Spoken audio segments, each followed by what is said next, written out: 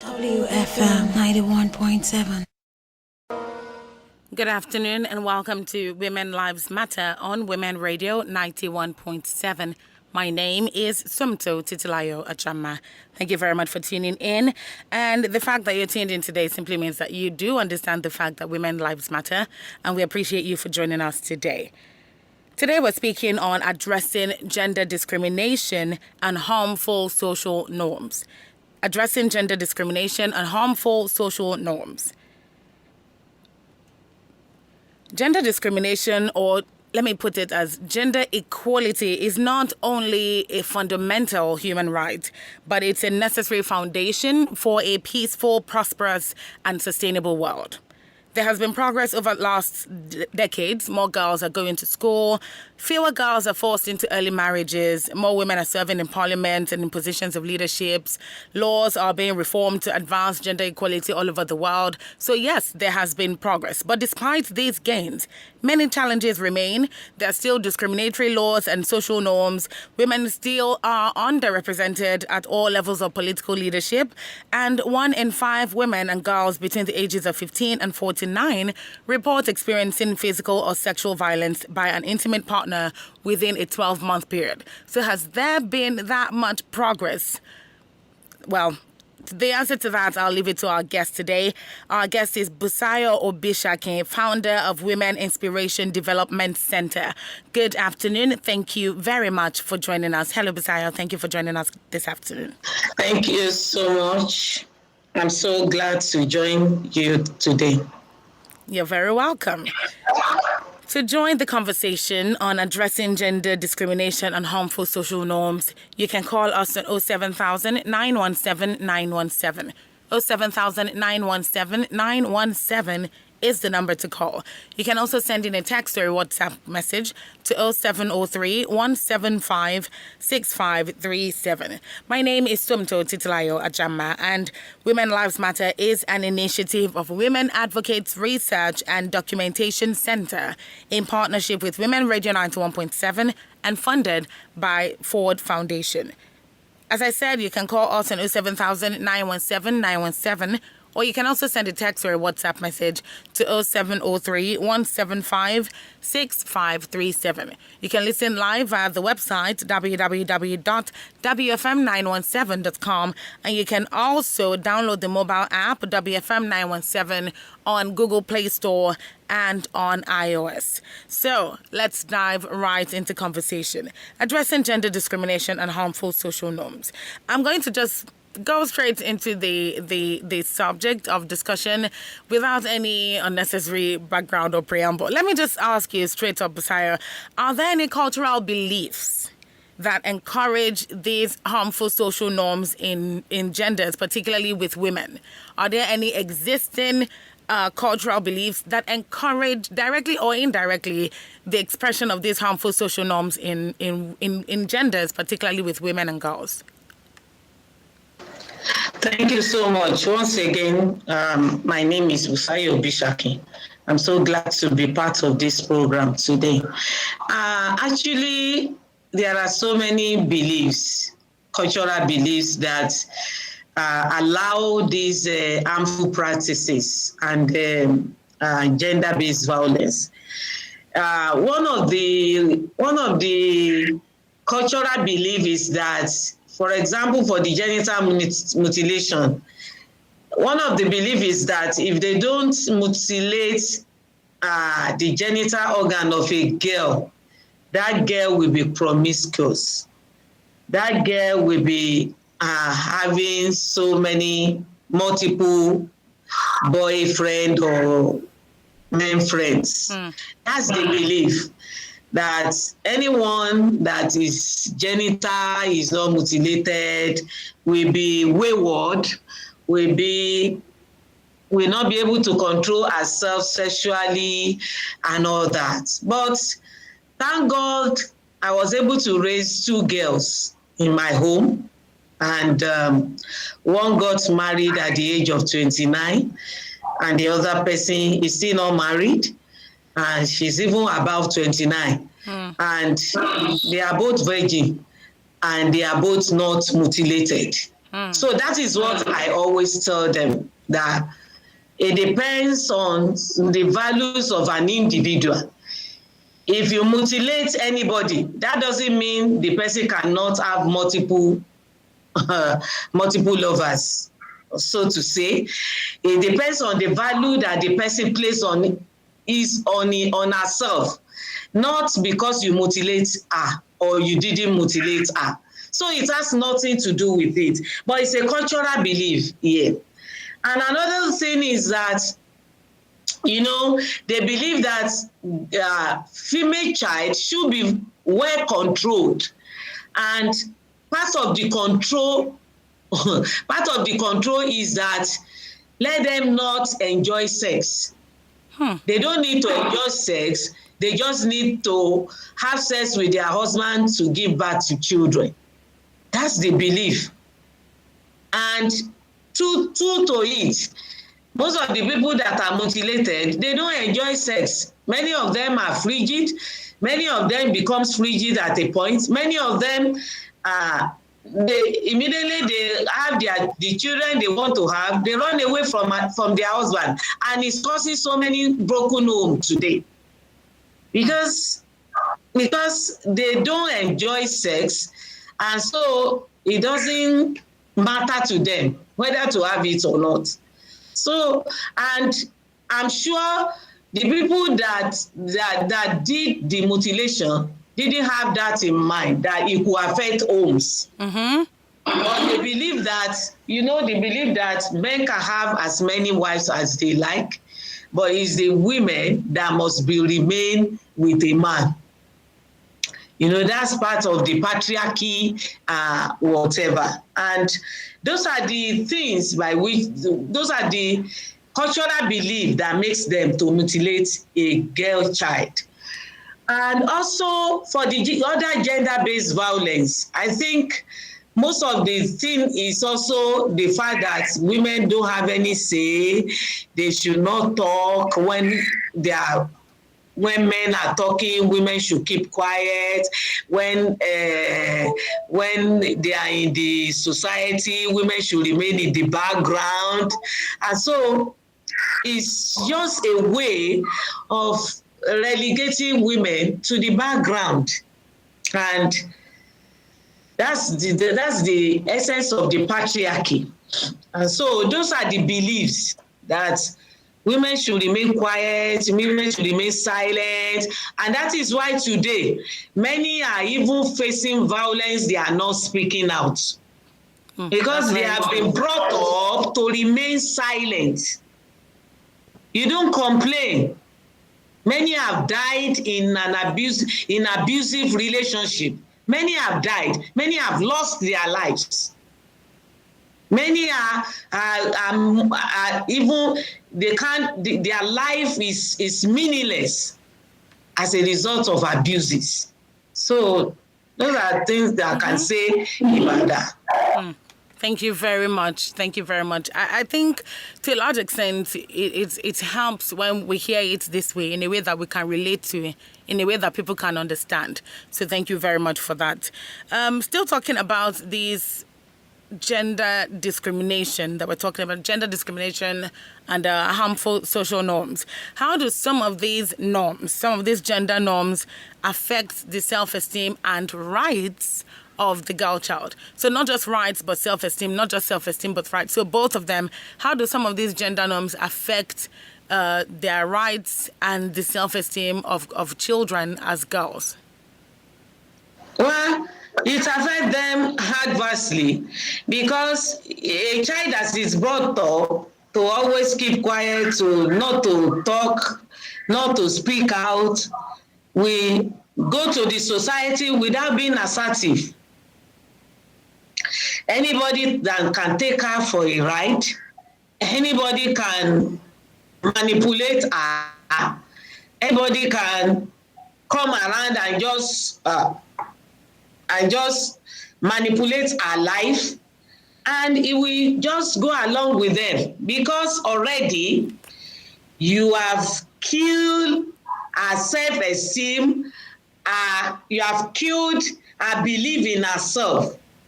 You have killed it by asking her to keep quiet, to keep silent, not to speak out. You have killed her self-esteem. And so in any relationship, even in the same sex relationship, you see them being manipulated easily. Yeah, you're talking about friendships, right? Yeah. Many of these girls, not to talk of they have boyfriend, the boyfriend will be manipulating them. You will even see boyfriend beating them, and they remain silent. I've handled as a guidance counselor in a university. I've handled series of cases like that. Boyfriend beating their girlfriend, maiming them, and they will not speak out. I love him. That's why I remain there. Because they have lost their self-esteem based on their background. How can somebody that you are not married to beating you? Now imagine that person gets married. Free ride. Yes, free is a free ride. So I totally their understand what self-esteem you is mean. adversely affected. They don't have belief in themselves. They are manipulated in any way by anybody, so to say. So that's why we have been agitating that bring your girls up the way you are bringing the boys up. Let them have belief in themselves. Let them be able to defend themselves in case of abuse. And that is why you see abuses are all over the places now. But let me ask you something, Bisaya. Yeah. Is there any particular gender norm, or let me put it like this: the gender norm of treating boy children a certain way, particularly because there's this.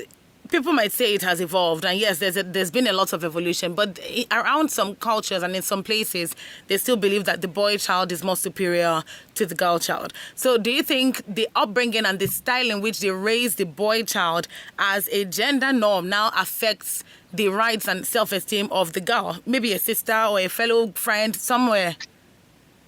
Yeah, that is exactly what I'm saying. You know, in some homes, in most of the homes in our society here, they see girls as being inferior to boys. You will see them, girls will be the one that will go to the kitchen, the boys will be playing around. Girls will be the one that will be doing the house chores, the boys don't have to. And that is why they will carry all this to the time they are adults.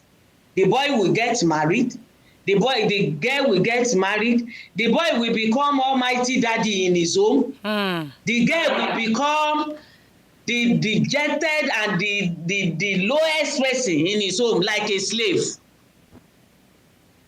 And that is why all this agitation that children are, as far as God has sent them to this world, children are equal in whatever way they might, irrespective of their sexes. They are equal. They are children that God cherish, that God adore, that God want to be brought up in a way, in the same way. Not that you will use one to be slave to the other because of their difference in sexes. So it comes from the background. And that is why this issue of violence, if we don't look at the background and make the work from when they are growing up, we will still be battling with issue of gender-based violence. Because the boys will see himself as he's going to a marriage. He sees himself as the Almighty. He sees himself as somebody that should be worshipped.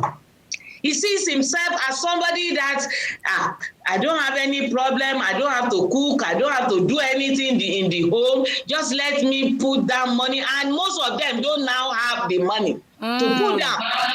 Now, they will be frustrated that they are not able to put money down, and they are being trained to become almighty daddy. So coupled together, the frustration will come. The frustration, he will now be taking it upon his wife, beating his wife every opportunity. So to make her to remain under him, to suppress her. All right. Thank you very much, Bisayo. I think we're learning more as we go on. We're definitely learning more as we go on. So let's talk now about what can be done.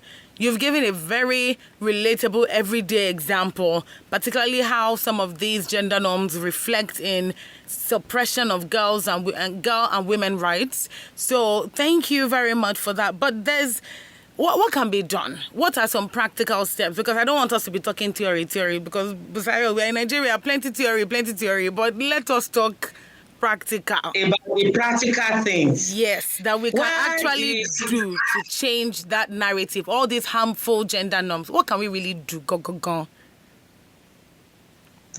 Well, I want to thank the government because they are also making efforts. We now have a law on ground that addresses these issues. We have the Violence Against Persons Prohibition Act. And this law has been domesticated in most of the states of Nigeria. In Osun State, is already domesticated. But the implementation is another thing entirely. And somebody that knows about law is the one that will assess the law. Somebody that has liver is the one that will take up cases for herself and addresses and uses the law. So all those things are what WOC is doing now. We are sensitizing people about this law. WOC makes available the law in local language. We are giving it to the women and girls, so as for them to study it and know what is in the law. And now they know that there is a law that could protect them. Now, another thing is that we are also, WOC is also organizing another thing through all of us that are community-based organizations. So, liaise with the traditional rulers. They are the custodian of all these cultural beliefs. We are now involving them for us to dialogue together to put a stop to violence. And it's working. Because now, most of them are also ignorant. Now we are working at sensitizing them to make them realize that if you take care of your girl child as well as your boy child, they can become anything in life. We have female president all over the world. It's only it has not happened in Nigeria. And it's because of our patriarchy nature too. That has made it not to happen. And in those places where we have female president, they are doing very, very well, much more than where we have the male president. And so those are the things we tell the traditional rulers and chiefs and community leaders. Let us end violence against women together. And the way we can end this is that join us and let your subjects in your domain know that girl child and the boy child have equal rights. So by the time we convince them and they sign the pledge with us, they are now doing that. And now the community are now changing their beliefs that a girl child is inferior to the boy child. They are now changing their beliefs. So those are the practical steps we are taking now. And we let them know that there is a law on ground though. If you think you are a man and you have muscle and you can beat your wife any way you like, then the law is there to take its course. And now we are ready to make the implementation of the law happen. So they are sitting up, and much more when they hear from their traditional ruler. They know that I work in a village, and the king, the monarch, told them that if you know you can't do without beating your wife, then take yourself away from this town. Because we're not going to condone that again. If you know there is no, the only way you can solve problem in your house is to beat your wife, then carry your family out of this town. I won't want to see you here again. So those are the steps we are taking now. And also, most importantly again, we sensitize our women, because we are also responsible for these things to continue. Why? We are the one that are in custody of these children. We are the one that will tell the boys to go and play football and tell the girls to go to the kitchen. So if you want violence to stop, then you have to start it in your homes. Make sure when your girl is in the kitchen, the boys are there with them. Nobody comes to this world with broom in his hand or her hand. It is in this world that you gave them broom. So there is nobody that cannot sweep. Nobody comes to this world with spoon and fork to cook and to do everything, and pot of soup. Nobody comes to this world with it. So anybody can cook soup, can cook stew. And I always tell them, I have boys in my house, I have guests there. There is no role, there is no separate role for anybody. The boys go to the kitchen like the guests. The guests wash cars like the boys.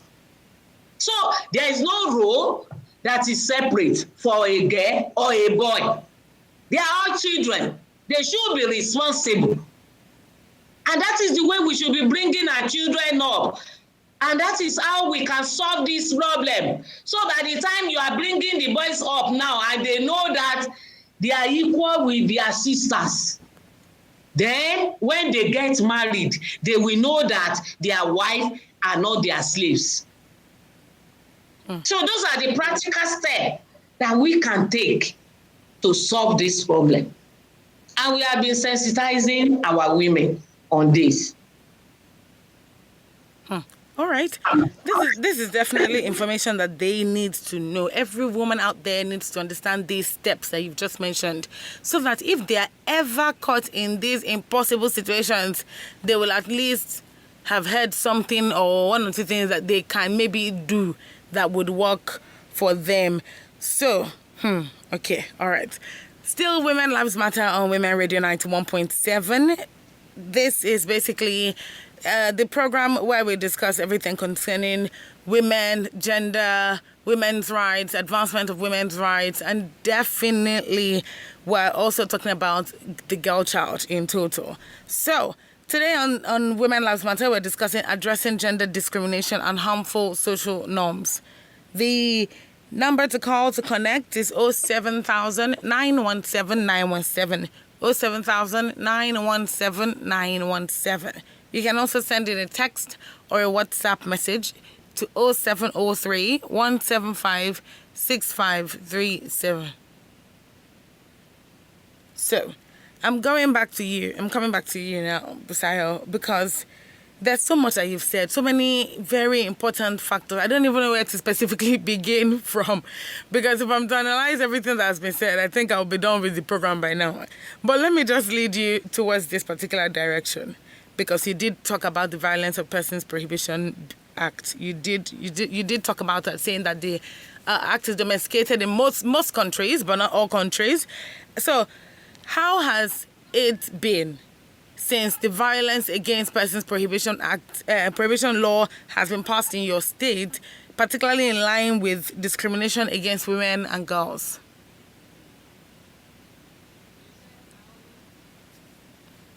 Can you hear me? Said domesticated. You said what? I said how. I can't hear the. Okay, can you hear me better now? Yeah. Okay, the Violence Against Persons Prohibition Law that has been domesticated in your state, how has it succeeded in reducing discrimination against women and girls? Yeah, thank you so much. Though is not long ago, it was domesticated, and like I said, we have been sensitizing people about the law. Many people knows about the law now, and many some are already assessing it. And what I will say it has achieved is the fact that men are very careful now because they know they could be in trouble. I think we have achieved that. Many men are now very, very conscious of the fact that there is a law on ground that could put them, that they could be in trouble, in serious trouble, if they beat their wife or if they mutilate the genital organ of their daughter. Like recently, I had a case of a couple. The husband wanted the girls to be taken to where they will be mutilated. The mother refused. The mother said, "Are you telling me you have not heard about the law? That you want me to go to jail? I'm not taking my children for mutilation."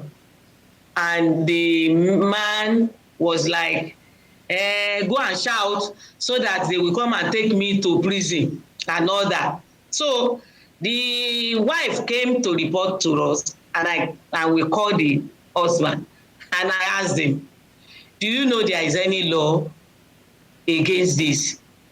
He said he knows and is aware. So that means many people are already aware of the law.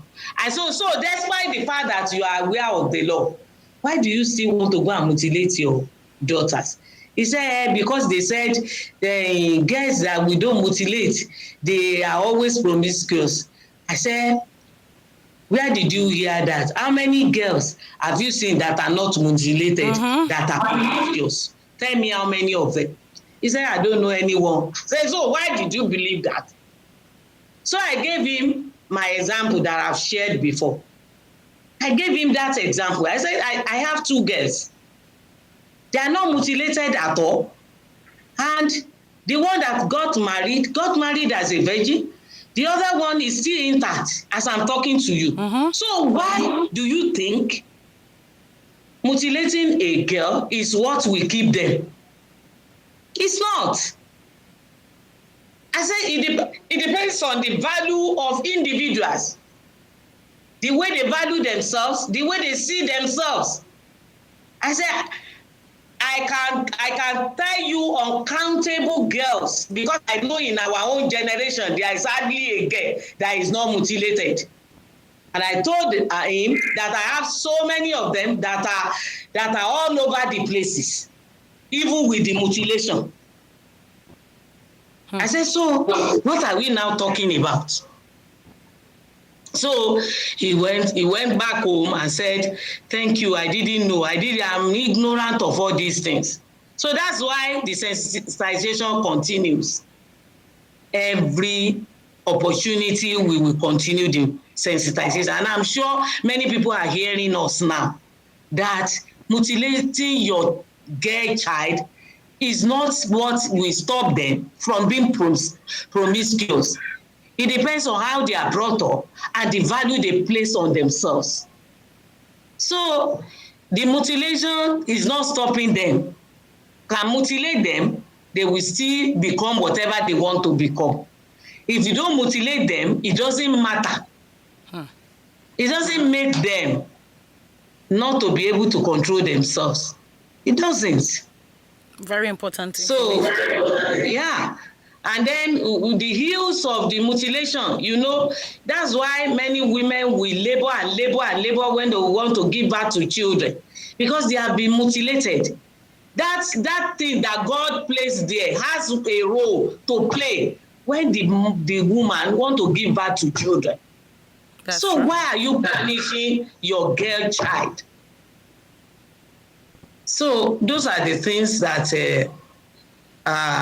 the law is already being known to people. At least many people are now aware that what law is on ground that they could be in trouble if they mutilate their girl child or they abuse their wives. So they know now. They are aware of the law. Many of them in Osun State especially, because I know we have been working assiduously to let people know about this VAP law. You know, there's so much I want to say, but I don't want to jump the gun, Basayo. I don't want to get to the end before you get there, because I like how you're pacing yourself and answering the questions little by little as I'm going on, because I think the kind of awareness that you're giving to this particular subject matter is what I think a lot of people should be aware of. So I have to say a big thank you for that. Thank you very much. Thank you. So you're welcome. In order to complement the efforts of the VAP law in these different states, how can girls now stand up for themselves, be able to assert themselves, be able to speak up so as to address how they are perceived in society in line with these negative gender norms that are not doing any girls or any women a favor in today's world? How can they stand up and say, you know what, you can't perceive us this way, we're opposing this perspective of us? Well, I think a lot of this, in the school, the girls could be helped in the school, they could be helped at home, they could be helped as they are listening to programs like the one we are doing now.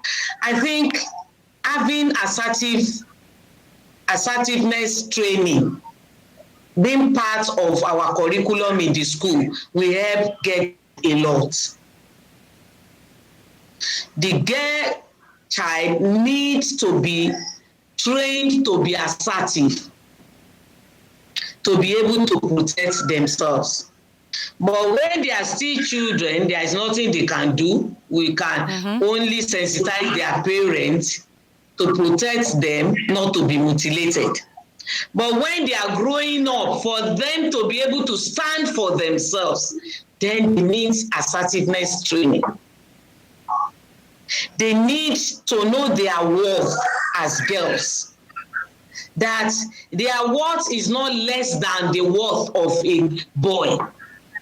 So all these things, if assertiveness training is part of school curriculum from primary school, they would have been, by the time they are hearing this at their tender age, by the time they get to secondary school, they continue there.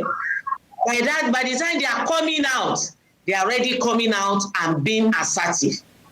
For example, if you see a child that is trained in UK, for example, because they have this assertiveness training in the schools. If you see a child that is brought up there and they come here, when they want to say no, they could tell you with due respect. They will not disrespect you. But when they want to say no, their no will be emphatic. So they will say no emphatically, but they will say, sorry, ma'am, or sorry, sir, please, I don't want to do this. And that's the way we should train our children to hear. And the only way we can do this is to have it in our curriculum in the school. Though little that we can do also on radio, on television, train them at home, let the parents know now that their children need to be assertive so as to protect themselves in future.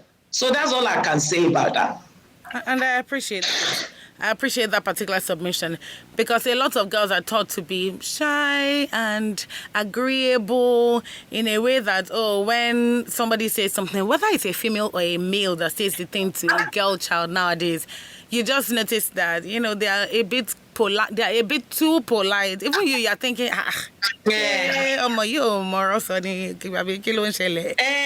I don't want to, they be saying, I don't want to insult them. You don't have to insult anybody, but you can be assertive. Exactly. Sorry, man, I can't do that. Sorry, sir, you can't touch me like that. Thank you very much, Busayo. So we're going right into the heart of discussion now, and we're still talking about addressing gender discrimination and harmful social norms. Addressing gender discrimination and harmful social norms. I'm sure you're following the conversation, and you can see where this is going, and you're learning a thing or two. This is Women Lives Matter on Women Radio 91.7. Women Lives Matter is an initiative of Women Advocates Research and Documentation Center in partnership with Women Radio 91.7 and funded by Ford Foundation. Addressing gender discrimination and harmful social norms. If there's anything you've enjoyed so far in the course of conversation and you want clarification on that, or you want to ask a question, you want to contribute, then please, by all means, my guest is still right here and she's still with us talking about addressing gender discrimination and harmful social norms. Her name is Busayo Obishake, founder of Women Inspiration Development Center in Osun State. So we're still going into conversation. Once again, 07000 917 917 is the number to call. 07000 917 917. You can also send in a text or a WhatsApp message to 0703 175 6537. 0703 175 6537. All right, Busayo, I'm coming back to you now. And we can talk a lot about the things that are wrong. But if we don't educate people on how to do better, we'll still stay in this space and we'll be talking about the things that are wrong still in another 5 years, 10 years, 15 years, 20 years, because we're just talking about it. There's no education. So how can we educate people on the bad effects of these harmful gender norms to prevent more gender-based violence? Gender-based violence is so common now in our society. Every day in the news you hear, one person beat one person did this, one person did that, and it's tiring. So we need to improve that state. How can we educate people, both male and females, on the harmful effects of these gender norms to prevent further gender-based violence in our society? Thank you very much. I will just give an example of what we are doing presently with WOSI. And we go to communities, and in the community, we first have a dialogue with the traditional chief and the traditional ruler and their chief. We talk to them, and then we tell them to help us to organize for their subjects. We have market square, where we meet several members of that community.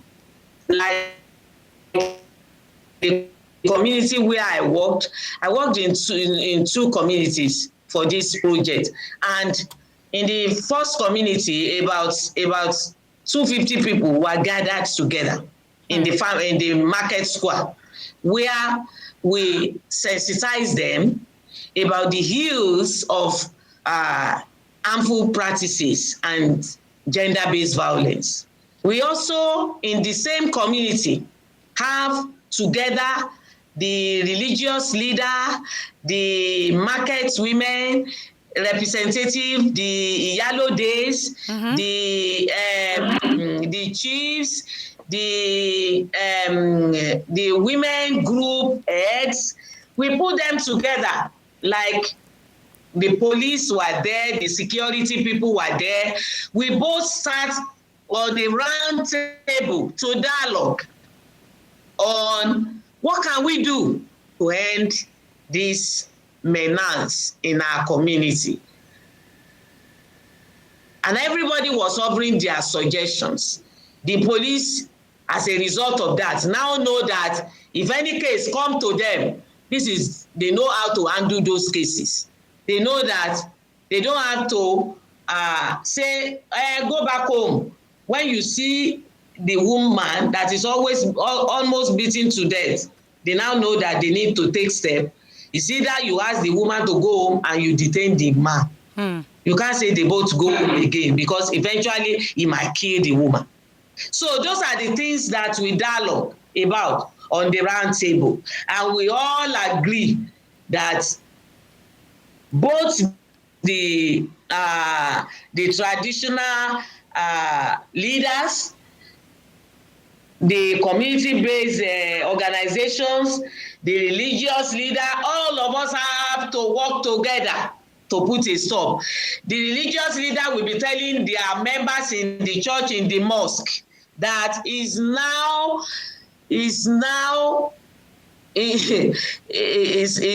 is you cannot do this again. You cannot beat your wife again. There is law on ground now that will put you in jail if you beat your wife. The pastors will tell them in the church. The imam will tell them in the mosque.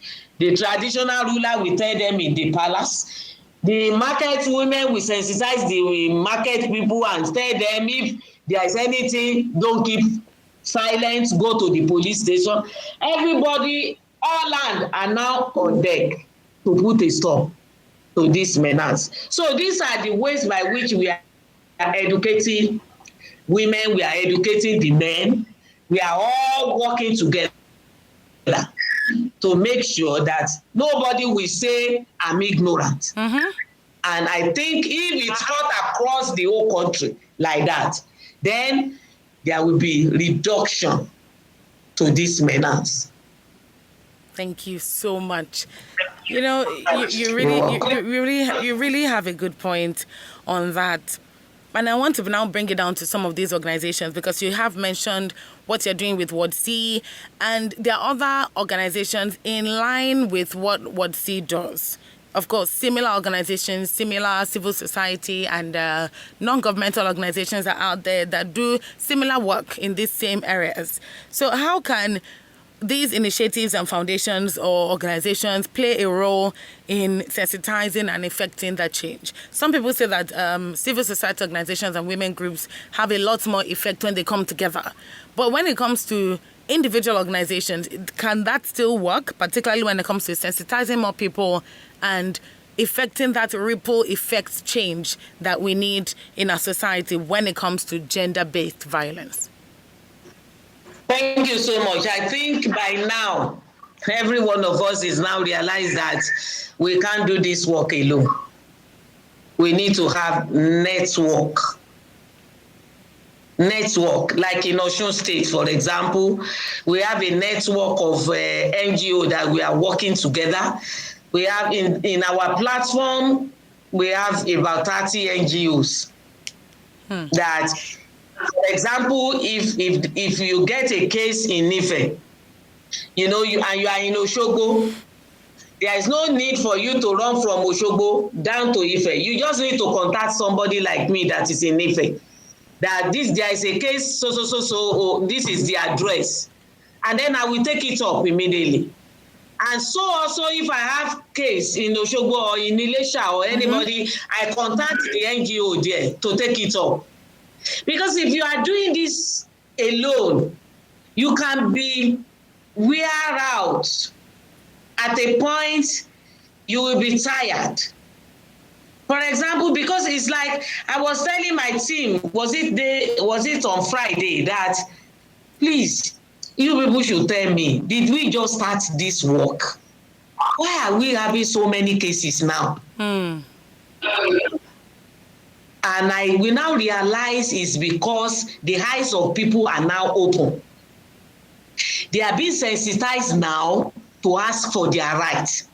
And they are asking for it. Because now, in a week, in a day, we have one case in a day. Every day now.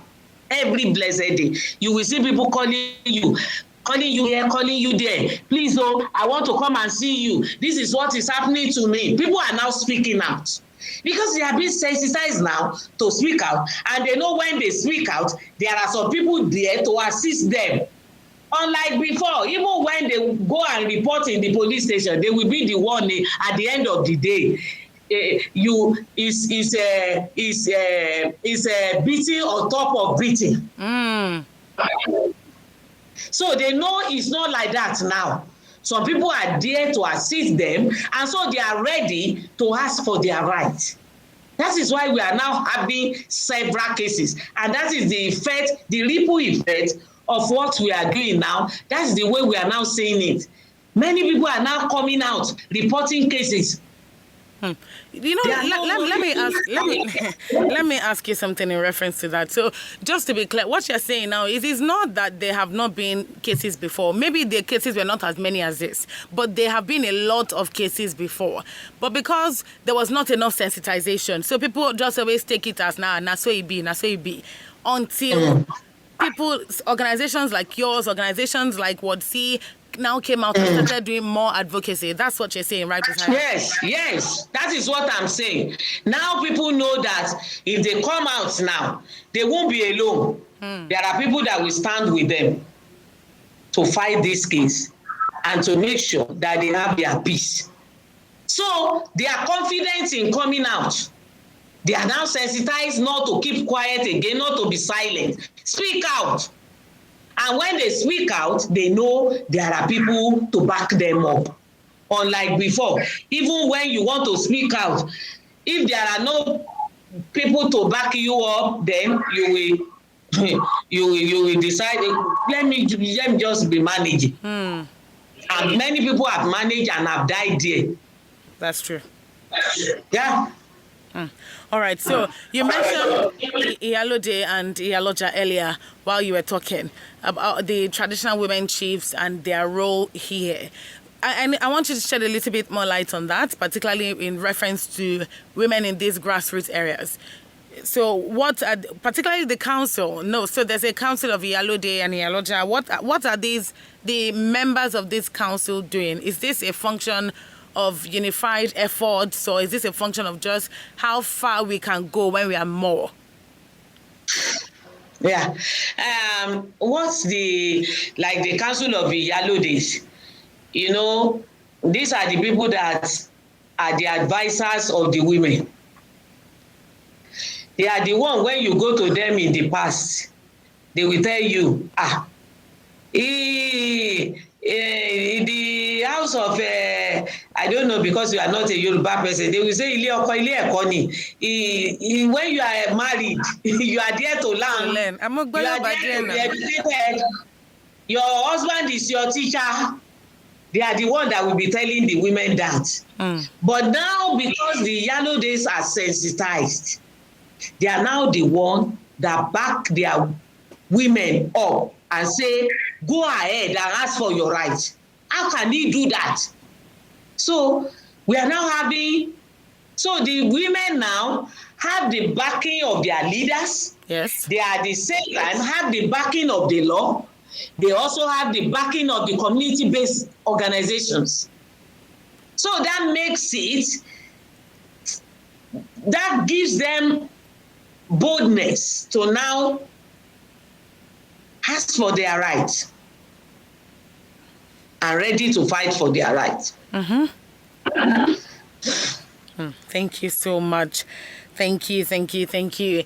Then as we round off, as we bring the conversation to a close, I want you to tell me, Busayo, about how gender discrimination can be addressed from the home front. A lot of people, there's a school of thought that says the family is the smallest unit of society. So a lot of times what we see reflected in larger society, it must have happened by hook or by crook somehow from the home.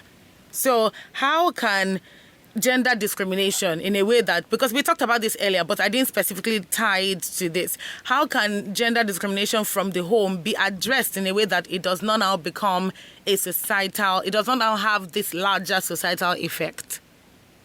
Yeah, thank you so much. Whether we like it or not, family makes a nation. There is nobody in this nation, Nigeria, that does not come from a family. And so, in whatever way people are brought up, they will reflect that in that society. The reason why we are having the kind of leaders we are having now is because they are not well brought up to have mercy on people. They are being brought up to be selfish, to think about themselves. And that is why you will see people, they will be collecting money, they will be putting money in the tank, they will be putting money in the cold room, people will be suffering around them and they will not give them the money. So society is a reflection of families. And so what's my own thing? I have said it before. It is we women that have much of the work to do. Most of these men, they are not always around with their children.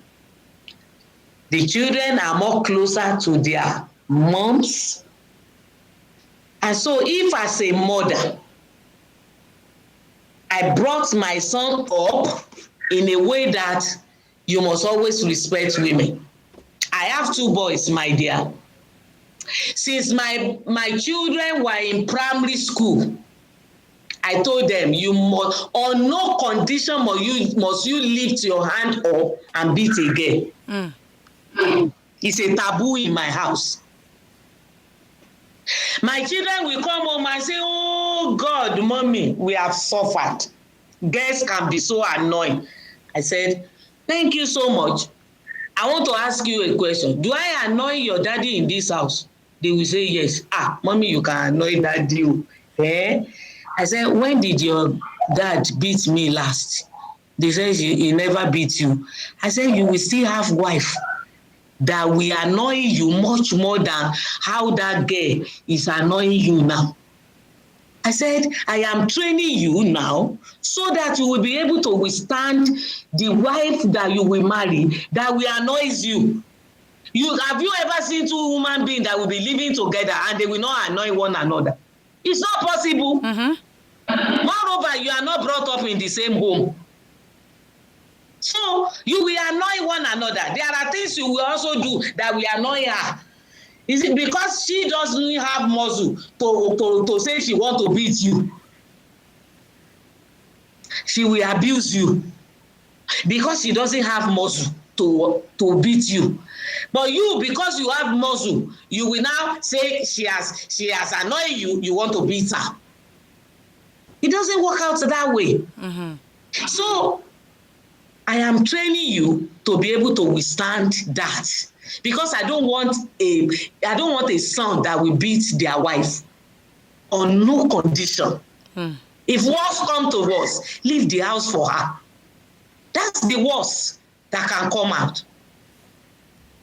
And today, I want to tell you, yes, the youngest is about 24 years old of my son. Okay. And he has more girlfriends than boyfriends. Because, girls, we always want to be with people that respect them. My boys respect girls perfect. That's the way they are brought up. And so I want to implore mothers, if you want violence against women and girls to stop, train your boys to respect girls. Train your boys to know that they and the girl, anywhere they meet them, they are both human beings. They both deserve respect. Respect is reciprocal. Train them that. By the next generation, we won't hear about gender-based violence again. I agree. Honestly. Thank you very much, Busayo. Thank you so much for spending time with us on Women Lives Matter and for definitely adding a lot of perspective to the subject of addressing gender discrimination and harmful social norms in our society. Thank you very much, and please enjoy the rest of your day. My pleasure. Thank you so much for what you are doing. Thank you. Thank you. All right, and that's it on Women Lives Matter today. Our guest today, Busayo Obishake, founder of Women Inspiration Development Center in Osun State, has done more than enough justice to the subject of addressing gender discrimination and harmful social norms in our society. I'm sure that to a large extent you have gotten a lot of answers to your questions, and you already know what to do going forward with your boy child, with your girl child, and in a way to reduce gender-based violence in our society. Thank you very much for tuning in. And Women Lives Matter is an initiative of Women Advocates Research and Documentation Center, Ward C, in partnership with Women Radio 91.7 and funded by Ford Foundation. It is a very important statement when people say charity begins at home. You would also like to add, or I would like to add, that gender equality begins at home. Families are at the front lines of change, and you can talk to your children about gender equality and women's rights. So Women Lives Matter is broadcast every Monday at 2 p.m. on Women Radio 91.7. Let us join hands together to end violence against women.